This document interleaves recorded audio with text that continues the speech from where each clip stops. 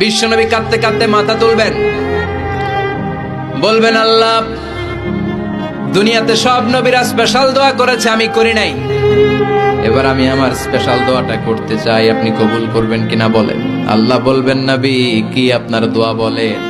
বিশ্বনবী বলবেন আমার একটা উম্মত যার অন্তরের মধ্যে যাররা পরিমাণ ঈমান আছে, একবার আপনারে আল্লাহ বলে ডেকেছে, একবার আমি বিশ্বনবীর উপর দুরূদ পড়েছে, একবার শাহাদাতের বাণী আমার যে গুনাহগার উম্মত দুনিয়ার বুকে থেকে ঘোষণা দিয়েছে, ওই একটা উম্মত যদি জান্নাতে ঢুকতে না পারে আপনি আমারে জান্নাতে ঢুকাতে পারবেন না।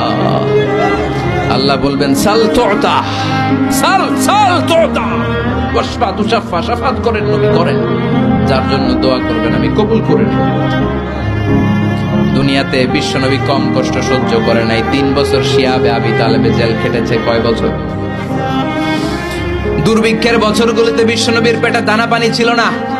কলিজার টুকরা হাসান হুসাইন কই মাছের মতো ছটফট করেছে, জামিনে ক্ষুধার জ্বালায় বেহুশ হয়েছিল। বিশ্বনবী যদি ওই স্পেশাল দোয়াটা করতেন, জান্নাত থেকে খাবারের বস্তা পাঠিয়ে দিত কে? ওই দোয়া করছিলেন? জেলখানায় আল্লাহরে বলছিলেন আল্লাহ স্পেশাল দোয়া করলাম, জেল থেকে মুক্ত করে দেন, করছিলেন? যুদ্ধের ময়দানে নিজের দাঁত ভেঙেছে, উহুদের ময়দান সাক্ষী, বিশ্বনবীর মুবারক রক্তে উহুদের ময়দান রঞ্জিত হয়েছে।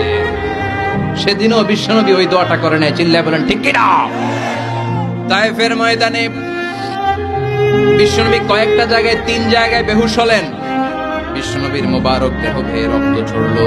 ওই কঠিন বিপদের দিনও বিশ্বনবী এই দোয়াটা করেছেন নাকি? কথা বলেন।